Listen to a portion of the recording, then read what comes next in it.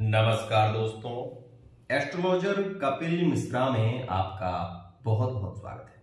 मित्रों, आज हम बात करने वाले हैं विशेष रूप से राहु का एकादश भाव में प्रभाव। मित्रों, यदि आपकी लग्न या आपकी राशि मिथुन है तो आपकी कुंडली में भी ये योग जरूर बन रहा होगा। मित्रों, विशेष ध्यान दें, मिथुन लग्न से राहु आपकी कुंडली में एकादश भाव में होंगे। मित्रों, यहां पर एक बात विशेष ध्यान दें, यह राशिफल जो है ना वो मेष से लेकर मीन तक के जातकों के लिए विशेष खास है। यह स्थिति किसके साथ में है वो आपको इस वीडियो को देखने के माध्यम से ही पता चल पाएगा। मित्रों, एकादश भाव में राहु विशेष रूप से माता, पिता और पुत्र, विशेष ध्यान दें, पिता और पुत्र में नहीं बनती अगर राहु एकादश भाव में हो और मंगल की दृष्टि हो या मंगल राहु के साथ में हो तो यहां पर पिता की हत्या के लिए भी पुत्र कई बार कहता है कि मैं तुम्हें मार डालूंगा, मैं तुम्हारे साथ में रहना नहीं चाहता, या फिर तुम मुझे अच्छे नहीं लगते, या फिर बहुत सारी बातें जो कि विशेष रूप से सामान्य तौर पर होती हैं। ऐसा पुत्र पिता को गाली देता है, साथ ही पिता की हत्या करने के लिए भी तत्पर रहता है। दूसरी स्थिति, ऐसा पुत्र व्यसनी होता है अगर राहु एकादश भाव में है, केतु पंचम भाव में है। तो मित्रों, एक बात विशेष ध्यान रखिए कि आपके पुत्र के जो मित्र होंगे वो नीचे वर्ग के होंगे, साथ ही विशेष रूप से शराबी और कबाड़ी होंगे, ये बात भी निश्चित है। साथ ही मित्रों, ऐसा व्यक्ति अपनी पत्नी के साथ में बहुत समय तक, पत्नी के साथ में बहुत समय तक अच्छे तरीके से नहीं रह पाता। मतलब यहां पर हम ये कहें कि पत्नी के साथ में बहुत अच्छे संबंध नहीं होते। दूसरी स्थिति यहां पर मैं बता दूं कि मित्रों, यहां पर जब पंचम भाव में केतु होता है तो ऐसा पुत्र विशेष रूप से अपने पत्नी को तलाक दे देता है, साथ ही अपने परिवार के लिए मरने मिटने को भी तैयार रहता है। एक और खास बात कहूंगा, यदि आपकी कुंडली में राहु पंचम भाव में मौजूद हैं, केतु पंचम भाव में मौजूद हैं और राहु आपकी कुंडली के एकादश भाव में है, अगर मकर राशि में है और कुंभ राशि में है, तो वर्तमान में आपको आपके पिता के धन से बहुत अधिक लाभ होगा। साथ ही जब तक पिता जीवित रहेंगे तब तक पुत्र राज करेगा। विशेष ध्यान दें, जैसे ही पिता शांत होंगे पुत्र भिखारी जरूर बन जाएगा। दूसरी स्थिति मित्रों, राहु अगर वृश्चिक राशि में हो, धनु राशि में हो तो वो विशेष रूप से नीच का होता है, और नीच का राहु यदि एकादश भाव में बैठ जाए तो जुआरी बनाता है। विशेष रूप से सट्टा, लॉटरी, शराबी विशेष रूप से राहु बना देता है। और मित्रों, एक और खास बात, अगर इस पर गुरु की दृष्टि हो तो गुरु की दृष्टि राहु पर भी होगी तो गुरु चांडाल दोष बन जाता है। लेकिन यह गुरु चांडाल दोष उस पुत्र को इंजीनियर लाइन में ले जाता है, बहुत उच्च सफलता दिलाता है, साथ ही शासन प्रिय बनाता है। अगर आपकी कुंडली में है तो जरूर देखें।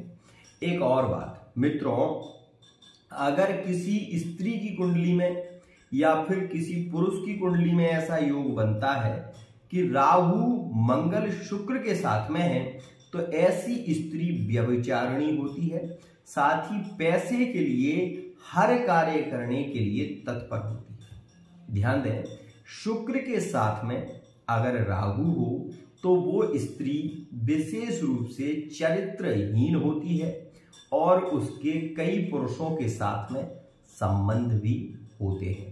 एकादश भाव में विशेष ध्यान दें। मित्रों, केतु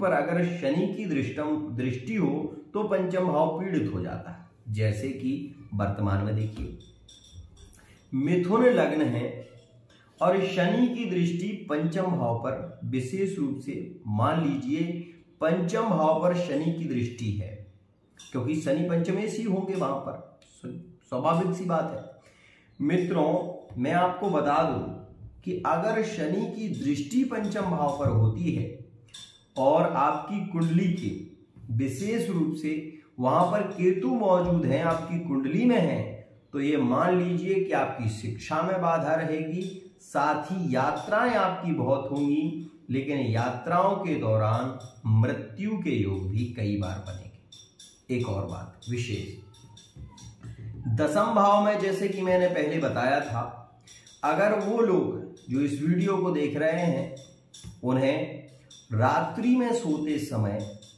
थोड़ा सा जो विशेष रूप से सौंफ होती है हरी वाली, उसको अपने तकिए के नीचे रखकर सोने से बुरे सपने नहीं आते, साथ ही घटनाएं अकस्मात घटित नहीं होती। दूसरी स्थिति मित्रों, एक और बात यहां पर विशेष कहना चाहूंगा, अगर एकादश भाव में राहु हो और मंगल की दृष्टि हो, साथ ही एकादश भाव में विशेष रूप से शुक्र की युति हो, तो ऐसा व्यक्ति हठी होता है, अपने आप पर कलंक नहीं आने देता, दूसरों पर अपना कलंक थोप देता है और स्वयं सुरक्षित रहता है।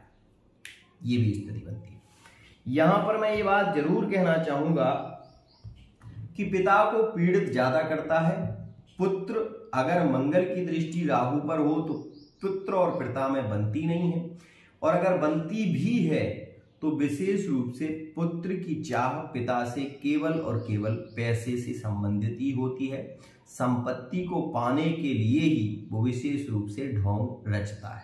ये भी स्थिति ज्यादा देखने को मिलती है। साथ ही मैं यहां पर बता दूं, ऐसी स्त्रियों के पुत्र प्राप्ति में बाधा आती है, साथ ही तंत्र मंत्र का प्रभाव शीघ्रता से हो जाता है। भूत प्रेत आत्माएं जल्दी ऐसे लोगों को ग्रसित कर लेती हैं, विशेष ध्यान दें।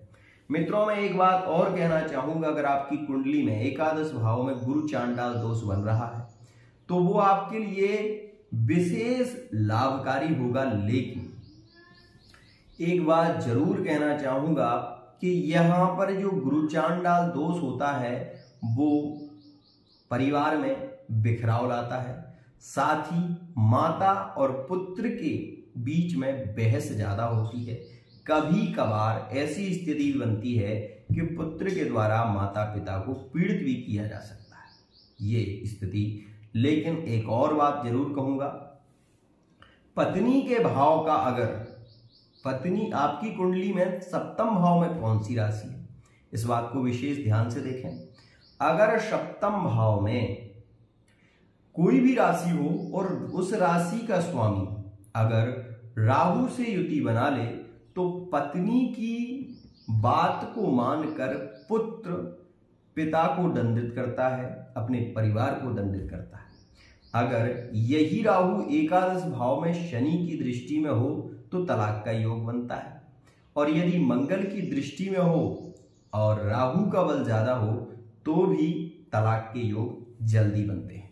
मित्रों यहां पर आपको क्या उपाय करना चाहिए, तो पहले तो मैं कहूंगा कि लोहे से संबंधित जो चीजें होती हैं विशेष ध्यान दें। अगर शनि की दृष्टि है और शनि आपके केंद्र त्रिकोण में है तो आपको लोहे का छल्ला पहनना चाहिए, और चांदी के गिलास से पानी पीने की कोशिश करें, या फिर चांदी अपने गले में चैन के रूप में या फिर नग के रूप में विशेष रूप से कनिष्ठिका उंगली में धारण कर सकते हैं। दूसरी स्थिति मित्रों, आप किसी का भी भेंट स्वरूप दान को ग्रहण ना करें। अगर एकादश भाव में राहु है तो किसी का दान, जैसे कि तांबे के पात्र, दान मत लें विशेष, क्योंकि यहां पर एकादश भाव का लाभेश का राहु हो जाता है, जो कि किसी से दान लेने पर बहुत ज्यादा क्रोधित होता है। और यही स्थिति होती है, जो लोग एकादश भाव में राहु होता है वो दान लेते हैं तो उन्हें दरिद्र योग बन जाता है।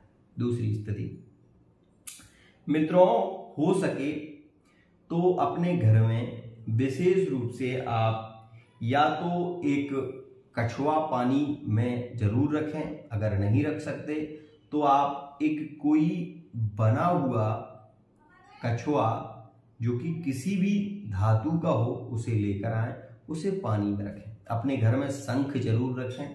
शंख रखने से भी राहु का प्रभाव कम होता है। साथ ही मैं आपको ये बता दूं कि अगर पिता और पुत्र में बहस ज्यादा हो रही है तो एकादश भाव में राहु है और पिता और पुत्र की बनती नहीं है, तो उस स्थिति में आपको एक बार रुद्राभिषेक कराना चाहिए और उस रुद्राभिषेक में कुशा और दूर्वा रख कर ही आप विशेष रूप से अगर रुद्राभिषेक कराते हैं तो राहु का प्रभाव शीघ्रता से कम होता है।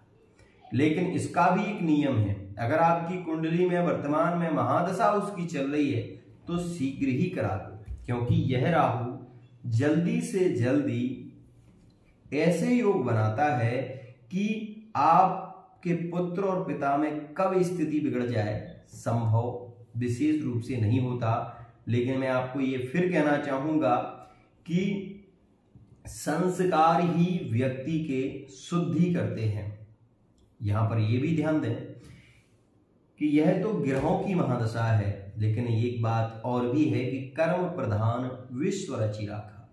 यदि आपने अपने पिता की सेवा नहीं की, यदि आपने अपने माता पिता की सेवा नहीं की, परिवार को लेकर आप नहीं चले और आप ये उम्मीद करते हैं कि आपके बच्चे आपकी सेवा करेंगे, तो शायद आप गलत हैं।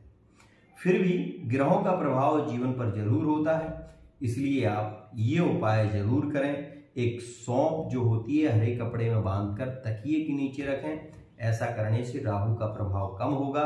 साथ ही चांदी की चैन गले में धारण करें और समय अंतराल किसी की 13वीं में विशेष रूप से ना जाएं। महामृत्युंजय का मंत्र जप करें और हो सके तो गणेश चालीसा अवश्य ही करें। आज के लिए इतना ही। जय श्री राधे।